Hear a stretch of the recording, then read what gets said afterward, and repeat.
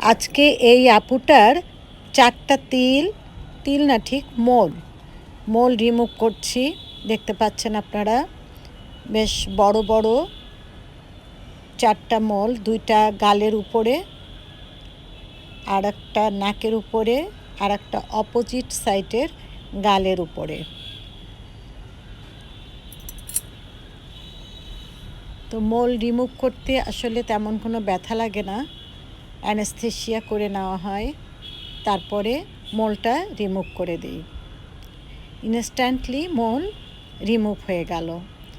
এরকম অবস্থা 1 সপ্তাহ কি 15 দিন থাকবে, তারপরে কিন্তু এই দাগগুলো মিলিয়ে যাবে, কোনো দাগই থাকবে না।